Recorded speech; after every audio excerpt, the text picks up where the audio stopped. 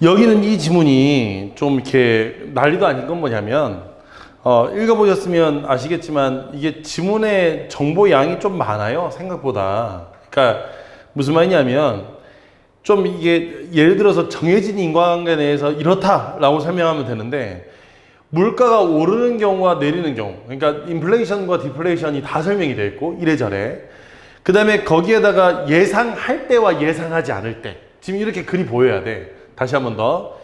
예상할 때, 물가 변화가 완전히 예상될 경우에 인플레이션과 디플레이션 따로따로 설명을 하고, 또 하나는 예상되지 않는 인플레이션과 디플레이션, 요거를 따로따로 설명하고, 지문이 크게 두 개인데 거기에 물가가 오르는 경우와 내리는 경우가 있으니까 두 둘이 되는 거지, 그지? 그러니까 가지수가 모두 네 가지가 나오는 거야.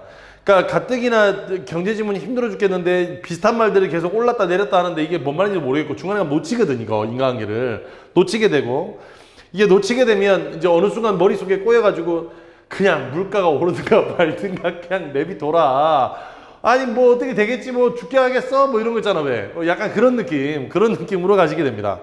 이게 그래서 이게 지문이 좀 어려운 건데, 일단 차근차근 인과관계 정리하면서 갈 거니까 잘 따라오시고요. 인플레이션과 디플레이션은 서로 반대되는 현상이라 생각하시면 돼요. 그러니까 물가가 급격히 상승하는 경우와 물가가 급격히 떨어지는 경우, 이렇게 두 가지가 있어. 그러니까 당연히 인과관계는 반대로 나타나야 되겠지, 그지? 요게 이제 여러분에게 제가 드릴 수 있는 힌트야.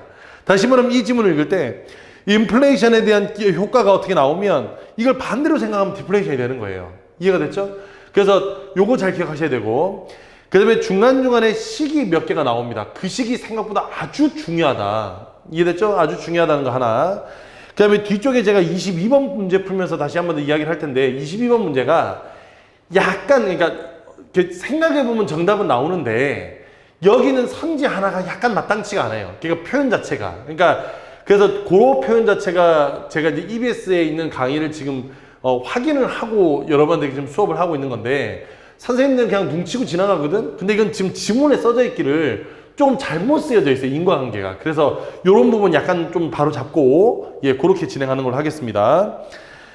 자, 그러면 225페이지에 물가에 대한 건데, 이것도 마찬가지입니다. 지난 시간에 했던 지문 기억나시죠? 그죠? 통화량이 증가하면 이자율이 올라간다. 이거 물가하고도 관련이 있거든?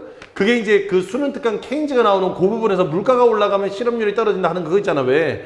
그거하고도 관련이 있으니까 그 인과관계는 여러분이 기억을 좀 해두셔야 됩니다. 물론 하면서 내가 설명을 다시 하겠지만, 물가가 오르는 인과관계, 그래서 결과가 어떻게 이루어지는지까지도 여러분이 좀 기억을 해야 된다 하는 거 잘 기억하시면서, 자, 지금부터 한번 선생님 따라서 한번 읽어보겠습니다. 합니다. 물가는 뭔지 알죠? 물건의 가격이야. 물건의 가격. 물가는 상품과 서비스의 평균적인 가격으로 경기 변동 또는 통화량의 변화에 따라 상승하기도 하고 하락하기도 한다. 자, 이 말이 무슨 말이냐면 생각해봐.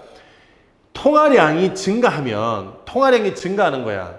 그러면 통화량이 증가하면 당연히 아까 우리가 했던 인과관계 다 떠올려볼게. 정부의 우리 그 앞 시간 어제 했던 지문 기억나시죠? 그죠? 통화량이 떨어지면 이자율이 올라가. 그러니까 시장의 재원 규모가 축소가 되면, 이게 재원 규모가 축소가 되면 통화량이 줄어들게 되면 이자율이 올라간다 그랬지, 그지? 그러면 이자율이 올라가면 투자나 소비가 위축된다 그랬죠, 그죠? 그러니까 반대로 생각하면 돼. 통화량이 늘면 자연스럽게 소비나 투자가 촉진이 돼. 그러니까 요거는 이제 요 인과관계를 좀 기억을 해두시면, 잘 봐. 그러니까 투자란다. 통화량이 증가하게 되면, 요 인과관계는 잘 따져보면 통화량이 증가하게 되면 시중에 통화량이 늘어요. 그러면 통화량이 늘게 되면 주머니에 돈이 많으니까 뭘 하게 되냐면 사람들은 자연스럽게 물건을 소비하게 돼. 그러면 소비가 늘고, 소비가 느니까 투자도 당연히 늘겠지. 물건에 대한 투자도 늘겠지. 소비도 늘고 투자도 늘어. 그러면 여기서 소비가 는다는 얘기는 다시 바꿔 얘기하면 물건의 수요 자체가 는단 말이야. 수요. 살려는 사람이 늘어나요. 그러면 우리가 아시다시피 그 경제의 가장 기본되는 법칙이 수요와 공급의 법칙이죠. 그죠? 그러면 수요가 늘면 당연히 물건의 가격도 뭐 할 수밖에 없어. 늘 수밖에 없는 거야. 물건의 가격이 늘 수밖에 없다. 그러니까 물가는 늘 수밖에 없는 거예요. 다시 한 번 더. 통화량이 늘면 소비가 늘고, 소비가 늘면 물가가 늘 수밖에 없는 거예요. 그래서 여기 통화량의 변화에 따라 상승하기도 하고 하락하기도 한다는 말은 바꿔 얘기하면, 통화량이 늘면 물가는 올라가고 통화량이 줄어들면 물가는 떨어진다 이 얘기야. 자, 이때 인플레이션은, 자, 인플레이션에다 네온 박스 한번 쳐봐. 이때 인플레이션은 물가가 지속적으로 상승하여 화폐의 구매력이 계속 하락하는 현상. 그러니까 물가가 올라가면 화폐의 구매력은 떨어져. 자, 다시 한번 더. 여기서 연결하면 물가가 늘면 화폐의 구매력은 떨어지게 돼. 화폐의 구매력은 떨어지게 돼. 구매력이란 건 물건을 살 수 있는 능력이죠. 생각해봐. 화폐의 명목 가치는 변한 게 없잖아. 그냥 종이 쪼가리에 써져 있는 건 10,000원이야. 근데 갑자기 커피 한 잔에 5,000원 하던 게 10,000원 늘면 2잔 먹을 거 한 잔밖에 못 먹어. 그럼 구매력은 뭐 했다 그래야 돼? 줄어들었다 해야 되겠지, 그치? 그래서 구매력이 줄어든다고. 이해가 됐어? 반대로 디플레이션은 반대겠지. 물가가 올라가는 게 아니라 물가가 떨어지는 거니까 화폐의 구매력은 올라가는 거야. 더 많은 물건을 살 수 있으니까. 이해가 됐죠? 자, 그래서 이걸 인플레이션, 반대가 되는 걸 디플레이션. 그래서 디플레이션은 반대로 물가가 지속적으로 하락하여 화폐 가치가 계속 상승하는 걸 말해. 이러한 인플레이션이나 디플레이션에 발생하는 경우 여러 가지 경제적 비용이 초래된다. 그러면 이제 그 경제적 비용에 대한 이야기를 이제 두 번째 문단부터 할 거야. 그 경제적 비용에 대한 문제를 두 번째 문단부터 할 거라고 갑니다. 물가가 변화하면 금액이 고정된 자산의 실질 가치가 변화한다. 예를 들어 10년 후 100만 원을 받는 적금에 가입한 경우에 10년 동안 물가가 10배 상승했다면 만기 시 지급받는 100만 원의 구매력은 10년 전에 10만 원의 구매력에 불과한 것이 돼. 그러니까 이건 병신 같은 거지. 야, 이렇게 물건을 투자하고 파는 사람이 어딨냐. 야, 지금 내가 100만 원을 넣었는데 10년 뒤에 100만 원을 받는데 근데 물가가 10배로 오르면 지금 10만 원이나 옛날 100만 원이나 똑같을 건데 그래서 이처럼 동그라미 고정된 금액을 수령하는 계약을 체결한 사람은 인플레이션이 발생하는 경우에 손해를, 디플레이션이 발생한 경우 이득을 보게 된다. 따라서 동그라미 밑줄 한번 꺼볼게. 물가 변화가 예상된다면 경제 주체는 예상되는 물가 변화를 반영하여 손해를 보지 않도록 계약 조건을 정해야 할 것이다. 무슨 말인지 알겠죠? 그러니까 이게 지금 첫 번째 내용인 거야. 다시 한번 더. 지금 여기 첫 번째 내용은 뭐였냐면 물가가 오르게 되면 지금 고정된 자산의 실질 가치는 하락하게 돼.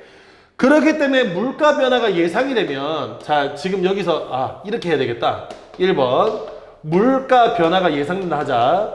물가 변화가 예상되는 경우에 이제 얘가 이제 둘로 나뉘는데 기억. 자, 이렇게 되는 경우에 경제 주체는 예상되는 물가를 반영하여 손해를 보지 않도록 계약 조건을 정해야 된대. 이걸 지금 여기서 뭐라고 하냐면 피셔 방정식이라는 게 나오는 거예요. 피셔 방정식. 그래서 물가 변화가 예상되는 경우에는 피셔 방정식을 도입해가지고 뭐 한다고 자기의 손해를 줄여야 된다는 거야. 결론은 뭘 줄이자? 손해를 줄이자. 이해됐죠? 손해를 줄이자야. 자, 그러면 이게 무슨 말이냐 한번 봐볼게. 어느 두 시점 간의 물가 수준의 변화를 인플레이션율이라고 하는데 실질 이자율과 명목 이자율 그리고 인플레이션율에 대한 예상치인 기대 인플레이션율의 관계를 나타낸 피셔 방정식에 따르면 명목 이자율은 자, 한번 식을 세워볼게요. 명목 이자율은 실질 이자율에다가 플러스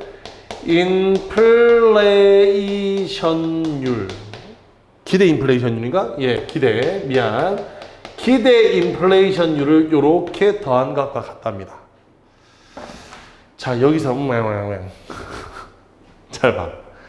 도대체 명목 이자율은 뭐고 실질 이자율은 뭔지도 설명도 안 해주고요.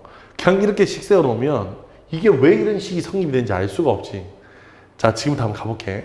잘 들어봐. 내가 은행에 100원이 있다고 칠게. 에? 자, 이자율이 5%야. 이런 걸 뭐라고 하냐면 명목 이자율이라 그래. 은행에서 얼마의 이자율 쳐줄게 할 때 명목 이자율이라 그래. 그럼 이 명목 이자율을 계산하면 얼마가 돼?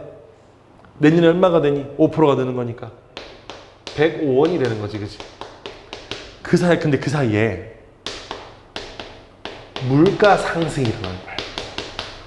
왜냐하면 그냥 이자만 오르는 게 아니라 물가도 상승하잖아.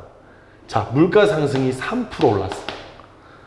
그러면 구매력으로 보자면 올해 100원이 내년에 103원과 똑같은 구매력을 가지는 거지. 맞잖아. 물가가 3% 올랐으니까. 그러니까 이를테면 100원 하던 물건이 내년에 103원이 하는 거니까 지금 100원 주고 산 물건은 내년에 103원 주고 사야 돼. 지금 여기까지 됐어? 그럼 봐봐.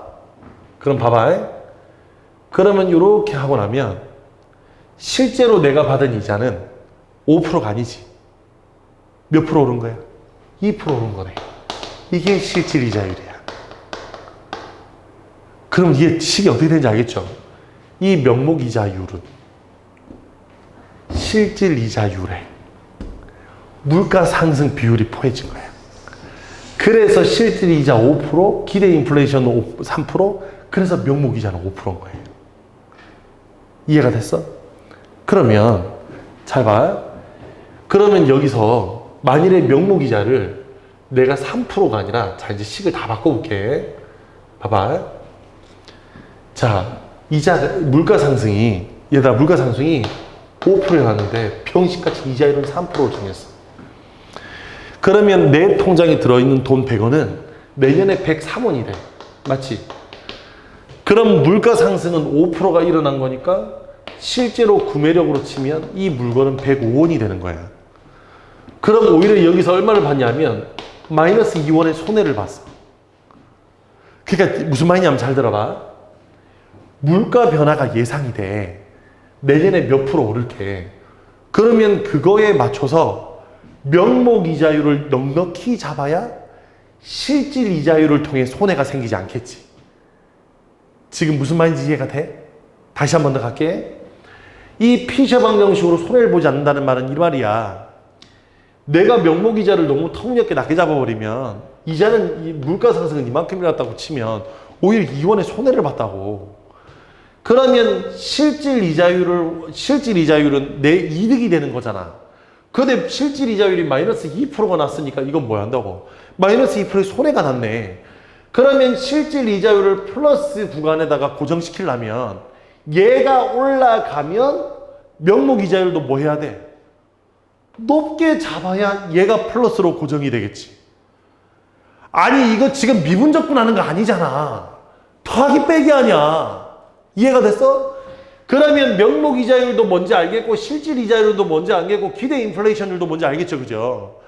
그래서 이 기대 인플레이션율, 다시 말하면 물가 상승률을 내가 안다면 인플레이션이 물가 상승이잖아. 그러니까 말이 어려운 거야. 인플레이션율 하는 거 졸라 어려워 보이지. 물가 상승률이라고.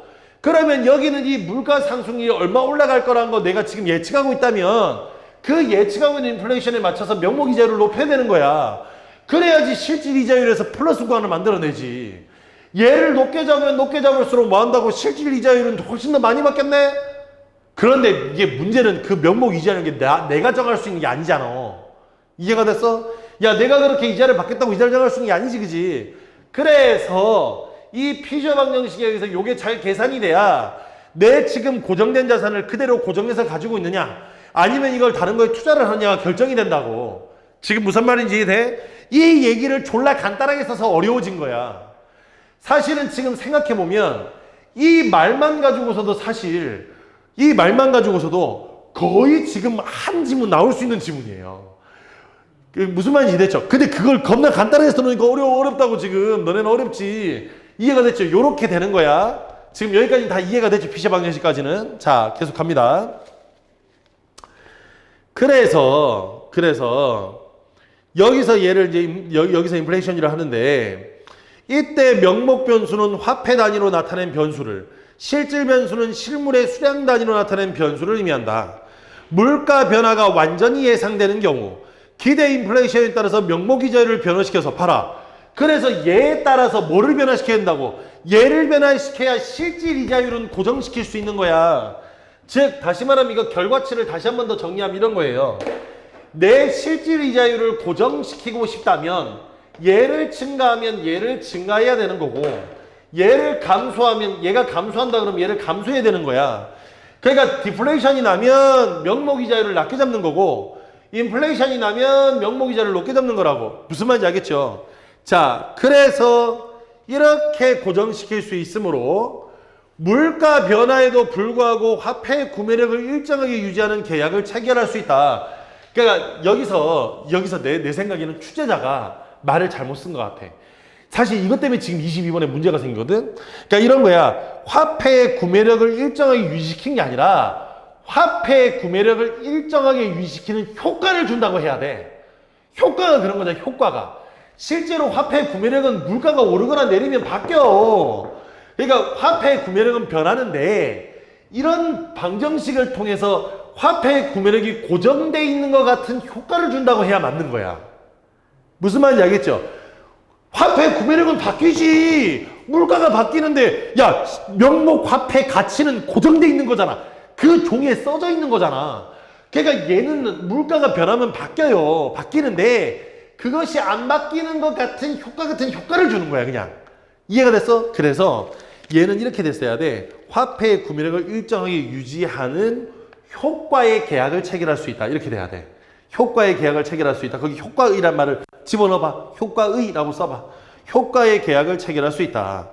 그래서 이와 같이 인플레이션율의 변화와 명목이자율 변화 사이에 1대1 관계가 성립하는 것. 이 관계가 성립하는 걸 피셔 효과라고 한대. 자, 이게 첫 번째야. 자, 피셔 효과를 통해서 손해를 방지한다고. 하지만 물가의 변화가 완전히 예상된 경우에도 또 예상된대. 이놈의 예상 겁나해. 예상은 된대. 경제적 비용은 발생하는데 대표적인 예가 인플레이션 조세와 맨델-토빈 효과이다.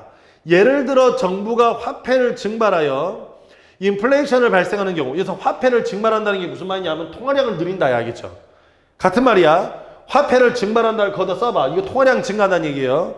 이렇게 통화량을 증가시키면 예금자와 달리 화폐 보유자는 이자를 지급받지 못하지. 당연하지. 화폐를 보유하고 있는 사람은 내가 이자 주나? 무슨 말인지 알겠죠? 예금을 해야 이자를 줄 거 아니야. 당연히 이자는 없어. 이자는 안 줘.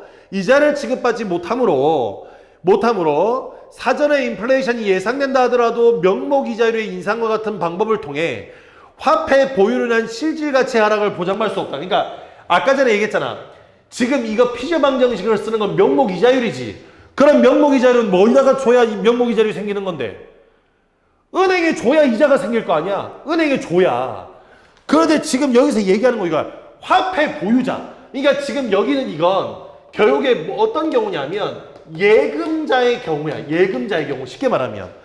그래서 예금자의 경우는 이게 가능한데 화폐 보유자는 이자하고 상관이 없잖아. 이자를 받을 수가 없다고. 그러므로 명목 이자율을 높이는 걸 통해서 실질 이자율을 고정시킬 수가 없어. 왜냐하면 이자를 받는 게 아니니까. 이해됐죠? 따라서 동그라미. 화폐를 보유할 경우 물가 상승에 따른 실질 구매력 감소로 인해 감소하지, 구매력이. 그래서 손해를 보게 되고 반대로 정부는 그만큼 이득을 보게 돼요. 왜? 세금을 더 많이 걷어들이는 효과가 나잖아. 자, 이게 무슨 말이냐면 자, 이런 거야. 실질 구매력이 감소해. 그러면 그렇게 해서 손해를 보지. 이해가 됐어? 그러면 여기서 반대로 정부는 그만큼의 이득을 본다는 게 물건의 가격이 올라가니까 그 물건마다 달려있는 뭐가 올라가? 실질적으로 걷어들이는 세금의 양이 들어. 지금 그것도 인과관계가 빠졌어. 이해가 됐죠? 물건마다 들어있는 세금의 양이 느는 거예요. 그러니까 당연히 정부는 뭐 한다? 그만큼의 이득을 보지. 이해가 됐죠? 그러면 정부는 세금을 올린 적이 없어? 근데 물가가 올라가니까 꼭 뭘 올라가는 것 같은 느낌. 그렇지. 그래서 여기에서 세금이 올라가는 것 같은 느낌이라서 인플레이션 조세라고 하는 거야. 이해가 됐죠? 그래서 예상되는 경우에 자, 다시 한 번 더 나눠서 두 번째 니은 좀 더 키울까? 니은. 그래서 화폐 보유자의 경우에 이제 화폐 보유자야. 화폐 보유자는 이자가 없어. 이자가 없으니까 당연히 손해를 봐. 손해가 늘지. 근데 그 손해만큼 물가가 올랐잖아? 그래서 정부는 개이득. 정부는 세금의 이득이 생기는 거야. 이해가 됐어? 세금의 이득이 생기는 거야. 무슨 말인지 알겠죠? 그러면 물가가 오르면 오를수록 거기는 그 물건의 가격은 몽땅 다 뭐 한다고? 세금으로 부과되는 거야. 세금으로 부과되는 같은 효과를 주는 거야. 이해가 됐죠? 그래서 이걸 인플레이션 조세라고 합니다. 또한 물가 변화가 완전히 예상되는 경우라 또 예상돼. 명목 이자율의 변화폭과 기대 인플레이션의 변화폭이 다를 경우. 그러니까 나봐. 아까 피셔 방정식은 1대1로 움직인다 그랬잖아. 그런데 문제는 이 두 개가 1대1이 안 되는 경우야. 이해가 됐죠? 명목 이자율이 올라가는 것만큼 두 번째 경우가 명목 이자율의 증감이랑 기대 인플레이션율의 증감이 서로 뭐하지 않을 때, 이렇게 일치하지 않을 때야. 아까 1대1이 해야 된다 그랬잖아. 그럼 1대1이 되면 문제가 안 생기는데 1대1이 안 돼. 예를 들어 디플레이션이 발생하여 기대 인플레이션율이 의미될 때 기대 인플레이션이 하락한 만큼 명목 이자율도 하락해야 되는데 원래 이자율이란 하락을 잘 못해. 그러니 실질 이자율의 상승을 오히려 유발하지. 왜냐면 얘는 줄었는데 얘는 안 줄었으니까 얘가 뭐 해야 돼? 올라야 되잖아. 그래야지 얘가 고정되는 상태가 되는 거니까 얘가 쌤쌤 치려면 내려간 만큼 얘가 올라가야 되겠죠. 그죠? 그래서 이자율이 상승하게 되고 이자율이 상승하게 되면 투자 위축과 생산 감소가 나타날 수 있겠죠. 그래서 이처럼 동그라미 물가의 변화가 실질 변수에 영향을 주는 효과. 그러니까 이렇게 되면 결국에 물가의 변화가 어디에 영향을 준다고? 실질 변수. 즉 실질 변수란 건 실질 이자율입니다. 이런 실질 이자율의 변화를 가져와요. 그러면 잘 봐. 지금 이제 이걸 이렇게 두 개 놓은 게 이런 거야. 결국 물가 변화가 예상되는 경우에는 피셔 방정식을 통한 게 가장 이상적인 방식이에요. 근데 그 이상적인 방식에 들어가지 못하는 사람과 완전히 이루어지지 않는 상황 두 개의 예외 조건을 달아놓은 거야. 그러니까 얘가 정상적인 조건이라면 얘가 예외라고 하면 되지. 얘는 여기에 포함되지 않아? 그 얘기하고 싶었던 거라고. 지금 무슨 말인지 이해됐죠? 그래서 여기는 이 두 가지 인과관계를 따로 써놓은 거야. 이해가 돼서 두 가지 관계를 따로 써놓은 거야. 물가 변화가 예상되는 경우는 보통 피셔 방정식을 이용하게 돼. 왜? 사람들은 돈을 가지고 있으면 이자를 받지 못한다는 사실을 알게 되니까 여기는 이 돈을 어디다가 집어넣는다고? 은행에다 집어넣어서 어쨌든 나중에 물가가 오를 걸 대비해서 은행에다 집어넣게 돼. 은행에 집어넣어가지고 이 명목이자율만큼을 최대한 빼서 여기는 손해를 막으려고 할 텐데 몇몇 사람들은 돈을 가지고 있다가 손해보는 경우가 생겨. 이건 정부가 다 빨아먹어. 조세로. 또 하나가 이 이자율이 생각보다 이렇게 올라가지 못하는 증감만큼 올라가지 못할 때가 있어. 그러니까 너무 급격하게 인플레이션이 일어나거나 디플레이션이 일어나거나 하면 저 명목이자율이 따라잡지를 못한다고. 그러니까 실질 이자율의 변화가 가져와서 오히려 손해를 보거나 이득을 볼 수 있다 이거야. 이해가 됐죠? 손해를 보거나 이득을 볼 수 있어. 그래서 이렇게 된다는 거 기억해 두시고 한편 자 이제 예상하지 못한 거야. 예상되지 않는 인플레이션이나 디플레이션이 발생하는 경우 이로 인해 예상치 못한 손해를 보거나 이득을 보는 경제 주체가 생기게 된다. 예상치 못한 인플레이션은 채권자의 부가 채무자에게 재분배가 이런 효과를 가져오며 디플레이션은 반대로 채무자가 채권자의 이전을 초래한다. 특히 디플레이션은 공공 및 민간에 보유한 명목부채의 실질 상환 부담을 증가를 초래하고 공공 및 민간의 부정 상태를 악화심으로써 소비자들의 증가와 기업의 투자를 억제하고 소형과 고용을 감소하는 어렵다. 자, 이 말은 또 무슨 말이냐 하면 또 한번 예를 들어볼게. 이런 거야. 이번에는 물가 변화를 예상하지 못한 거야. 그러면 물가 변화를 예상하지 못했으니까 뭐가 생겼겠어? 물가가 변했지. 그럼 물가가 변하면 자 물건의 가격이 변했어? 그럼 물건의 가격이 변하면 뭐가 바뀌어? 물건의 가격이 올라가잖아. 그럼 이거 뭐하고 관련있니? 이자율. 이해됐죠? 이런 것도 관련있어. 당연히 화폐를 구매력도 마찬가지고. 자 그러면 여기에서 디플레이션으로 다시 갑니다. 디플레이션은 물가가 뭐 하는 거? 하락하는 거죠. 그러면 물가가 하락하니까 당연히 이자율은 어떻게 돼? 이자율은 물가가 하락해. 자, 통화량이 늘면 이자율은 뭐 한다 그랬니? 하락한다 그랬지, 그치? 그럼 물가가 올라가면 이자율이 하락하는 거야. 이해가 됐어? 그런데 오히려 물가가 자 이제 여기서 디플레이션은 물가가 내려가. 이런 디플레이션을 맞이했어. 그러면 이렇게 디플레이션은 당연히 이자율이 뭐 하게 된다고? 올라가게 되죠. 지금 무슨 말인지 이해되지? 아까 우리 이거 했잖아. 통화량이 늘면 이자율은 줄어든다 했잖아. 그런데 통화량이 느는 건 결과상 물가가 올라가는 거니까 물가가 올라가는 건 이자율이 내려가는 거네. 이해가 됐어? 그런데 물가율이 내려가면 이자는 뭐한다? 물가가 내려가면 이자율은 올라가겠네. 그러면 공공에서 빚을 져서 도로를 만든 경우에 그러면 그 빚을 다시 뭐 해야 돼? 상환해야 되겠죠. 근데 대출하고 나면 항상 뭘 갚아야 돼? 이자를 갚아야 돼. 그러면 이제 알겠지?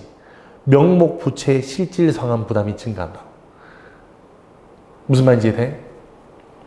자, 다시 한 번 더. 자, 요거 똑같은 거야. 기대 인플레이션이 내려와. 이해됐어?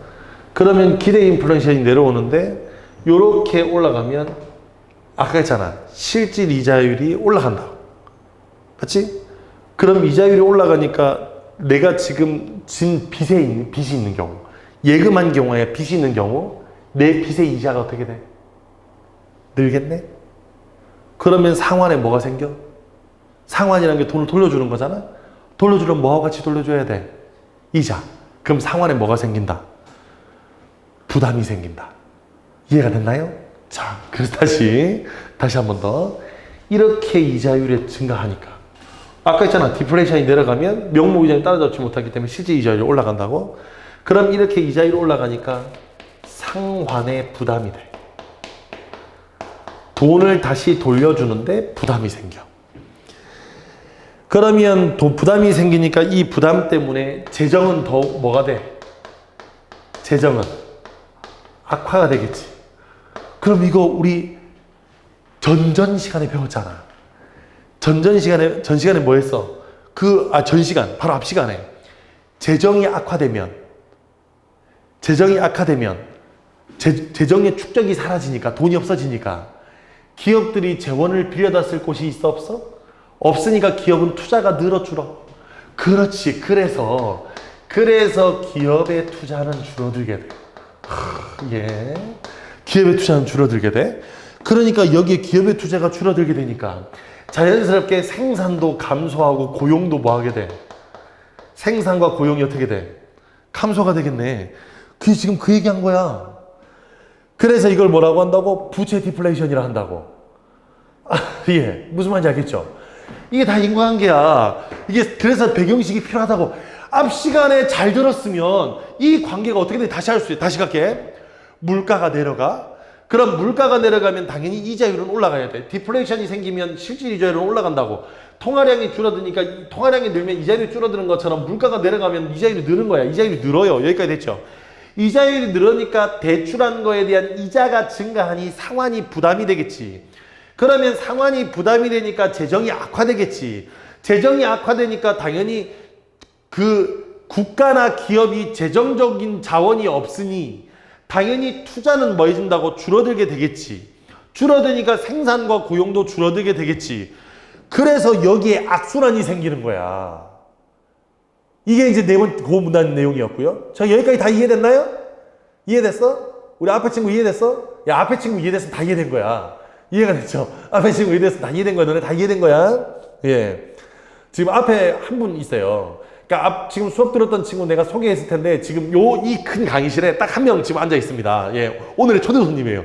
이게 혼자 하기 너무 심심해가지고 한 명 불렀어. 그래가지고 이 친구는 지금 거의 1대1 과외를 받고 있다고. 물론 지금 난 영상을 촬영하고 있지만 이 친구가 고개 끄덕끄덕 할 때 설명하고 있는 거야. 그러니까 여러분들도 부럽죠? 예, 부러우면 예, 연락하세요. 자, 그 다음 가겠습니다.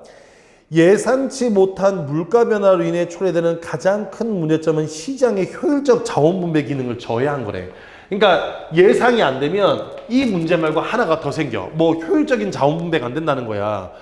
왜냐하면 소비자는 가격을 보고 소비 여부를 결정하고 기업은 가격을 보고 생산량을 결정하는데 이를테면 자신이 생산하는 상품의 가격이 상승하면 공급량을 늘리게 돼 있어. 그러면 여기서 가격이 올라가는 이유는 두 개가 있는 거야. 자, 다시 한 번 더. 여기서 물가가 올라간다는 말은 물건의 가격이 올라간다는 얘긴데 이렇게 가격이 올라가면 기업은 자신의 생산량을 증가하게 된다고. 그러면 이 생산량을 증가하는 이유가 이거야. 생산량을 증가하는 이유가 물가가 오르지 않아도 생산량은 가격이 오를 수 있어. 물가가 오르지 않아도 가격이 오를 수 있어. 뭐가 늘면? 개인의 수요량이 늘면. 사람들이 물건을 많이 사려고 하면 당연히 그 물건의 가격은 올라가. 그러니까 기업의 입장에서는 물건의 가격이 오르는 게 우리 물건이 잘 팔려서 그런가 보다라고 착각할 수 있다고, 오해할 수 있다고. 그래서 수요량이 증가해도 마찬가지로 가격은 오를 수 있어. 문제는 이건지 뭐가 생긴다. 물가가 올라서 그런 건지 수요가 올라서 그런 건지 혼란이 생기는 거야. 그러면 생각해봐. 수요가 올라서 물건의 기업의 생산량을 늘리는 거면 문제가 되지 않아요. 어차피 물건을 만드는 대로 다 팔릴 거야. 근데 만일 그게 물가 때문이면 그냥 단순히 인플레이션 때문이라면 난리 났어. 왜냐면 그 물건 안 팔릴 거거든. 기업 망해. 무슨 말인지 알겠죠? 그래서 제대로 된 분배가 되지 않아. 이해가 돼? 여기서 혼란이 생기는 것 때문에 문제가 생긴다 이거야. 다 됐어? 네. 이렇게 해놓으니까 지금 요 지문이 다 이해가 되죠, 이제. 그러니까 중간중간에 듬성듬성 빠져있는 인과관계. 이게 좀 어렵거든. 그래서 내가 얘기했잖아. 경제는 배형식이다. 네가 배형식을 갖고 있으면 이렇게 없어도 금방금방 해. 아까 여기 앞에 있는 친구랑 같이 풀었거든. 같이 풀었거든요. 이제 한참 이 친구 이제 지문 읽고 있을 때 나는 다 풀고 문제가 이상한데? 이러고 있었다고. 아까 그 22번 때문에. 그러고 난 다음에 심지어 그 사이에 EBS 강의 설명하는 거 한 번 더 듣고 또 다른 선생님 설명하는 거 한 번 더 듣고 혹시 정오표에 올라왔나 해서 한 번 더 확인하고 이제 그랬단 말이지. 그게 여러분과 나의 배응식의 차입니다. 어쩔 수 없어요. 중간에 인과관계가 빠져도 그래 맞아. 이렇게 되니까 이게 가능해져야 돼. 그래서 반드시 이거 복습하실 때 여러분에게 다시 한 번 더 당부드립니다. 집에서 이걸 복습하실 때요. 요 인과관계를 지금 선생님처럼 요렇게 정리를 한번 해보는 겁니다. 그러면서 계속 공통되는 인과관계. 이를테면 이자율이 줄어들면 물가가 올라가. 또 이건 필요충분 조건이니까 통화량이 늘면 이자율이 줄어들고 물가가 올라가. 이게 물가가 줄어들면 이자율이 올라가. 이 정도는 끌어낼 수 있어야 돼. 그래야 왜 상환에 부담이 생긴지 알지. 이해됐어? 그래서 요런 것들을 여러분들이 잘 집에서 숙지를 하시고 배응식으로 좀 닦아 놓으시면 문제를 푸는데 한결 도움이 됩니다. 무슨 말인지 알겠죠? 한결 도움이 됩니다. 그 말씀 여러분에게 드리면서 여기 뒤에 가서 문제 한번 풀어볼게요. 뒷페이지 문제 봅시다. 자, 21번 가겠습니다. 22번은 뭐 쉬울 테니까 21번 가볼게. 윗글의 내용과 일치하지 않는 것은 그랬어. 1번. 인플레이션과 디플레이션은 물가 순위 특정한 방향, 올라가나 내려가나 하는 걸로 바뀌는 거 맞죠? 그죠? 그래서 1번은 맞는 말. 2번 갑니다.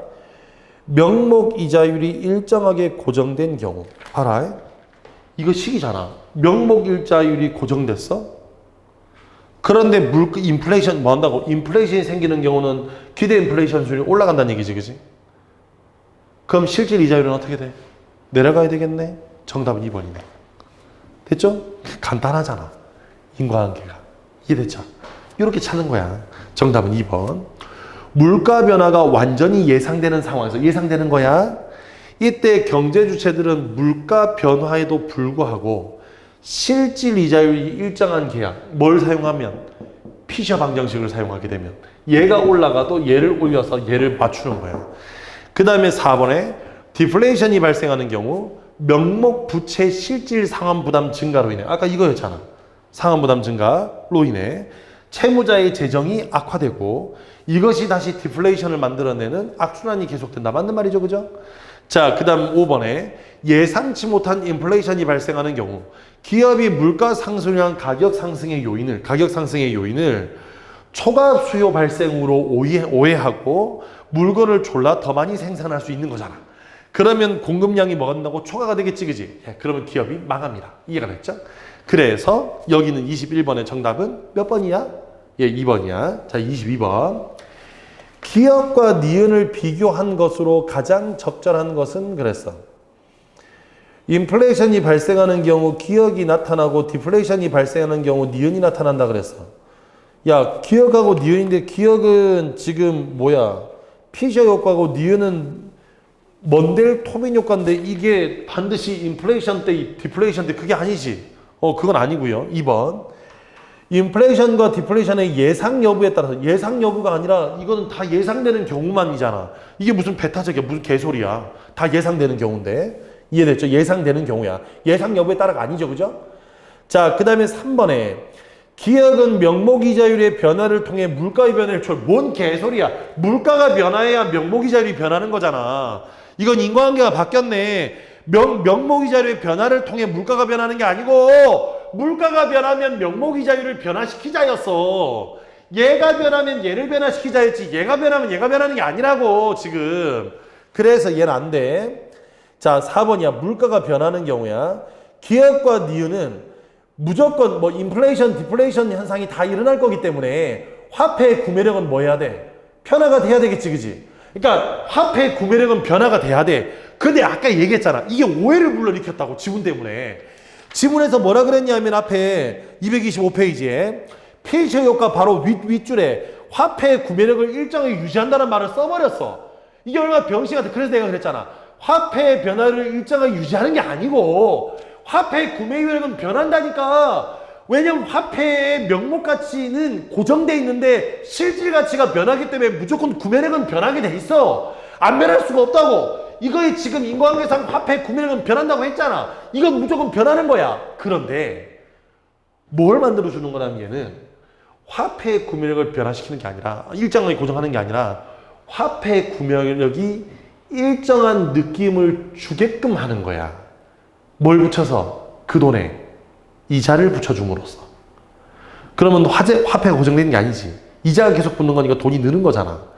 그래서 물건이 1,000원짜리가 1,200원이 되어도 내 통장에 있는 건 1,000원이 아니라 1,200원 실질 이자율이 붙어서 1,200원이 돼서 그 물건 하나를 살 수 있고, 거기는 그 물건이 만약에 물가가 올라서 1,500원이 돼도 내 실질 이자율 또한 1,500원이 돼서 그 물건을 살 수 있고 해서 1,000원이 있을 때나 똑같은 효과를 내기 위한 거지 화폐 자체의 구매력이 일정한 건 아니에요. 이해됐죠? 그래서 아까 내가 본문님에서 그랬죠. 화폐의 구매력이 일정하다가 아니라 화폐의 구매력이 일정하게 느껴지는 효과를 주는 거라고. 이거 이해가 됐어? 이자를 붙이면서 화폐의 구매력이 일정한 효과를 주는 거야. 효과를 주는 거라고. 화폐의 구매력은 변해요.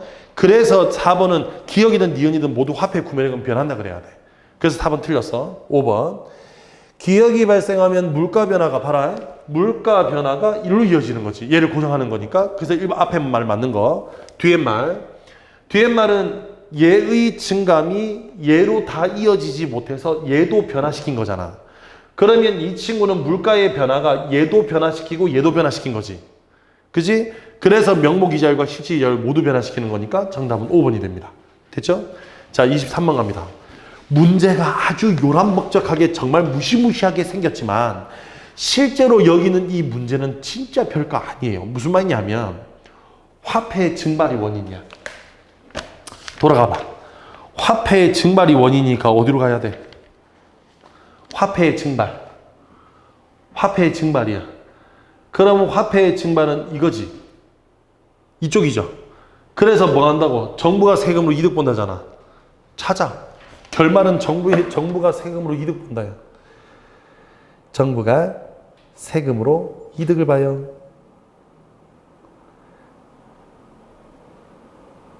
여기서 봐라. 1번에 실질 구매력 전부를 세금으로 부과하는 게 아니라 뭐 여기서는 뭐 하는 것만큼 유발한 인플레이션의 실질 구매력 감소분만큼만 바뀌는 거지. 그러니까 전부가 바뀌는 건 아니죠. 그죠? 감소분만큼 바뀌는 거니까 감소분만큼 바뀐다고? 몇 번이라고? 감소분만큼은 바뀌어야 돼. 2번 여기서 또 화폐 증발액 간의 차익은 계산하는 게 아니라 그냥 그 증가분만큼 다 세금으로 들어간다고.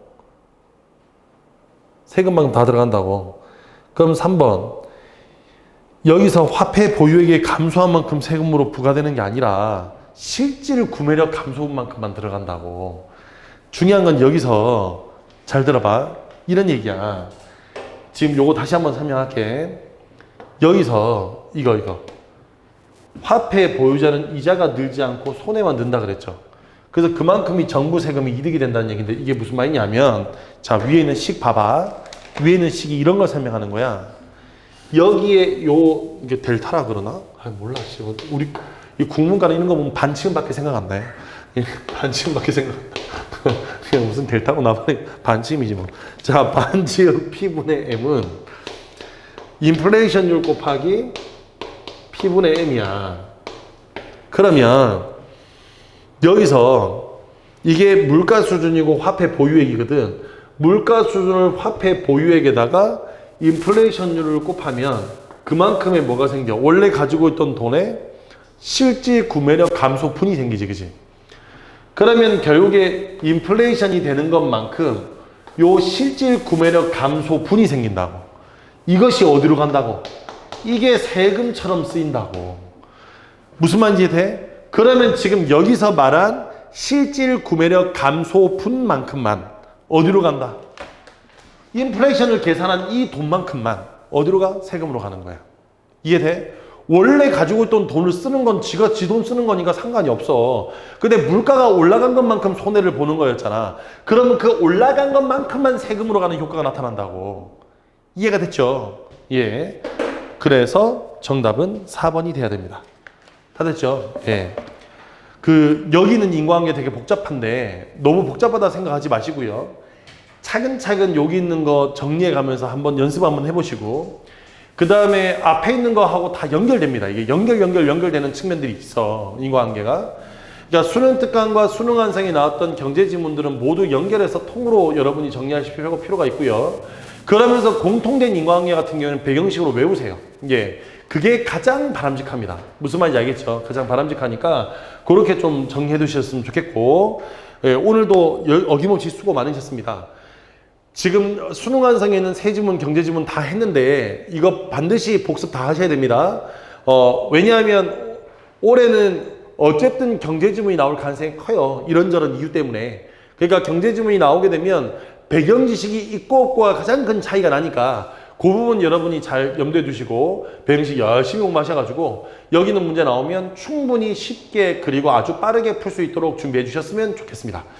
자, 그러면 오늘까지 이제 3일차 수업 마무리했고요. 예, 내일은 이제 요 경제지문을 가지고 기출냈던 문제들을 보면서 거기 있는 그 기출문제들 가지고 한번 또 정리하는 연습을 좀 하겠습니다. 그래서 실제로 평가원에서 문제를 낼 때 어떤 포인트, 어떤 형태로 문제를 내는지에 대해서 또 한번 익혀볼 테니까 기대해 주시고요.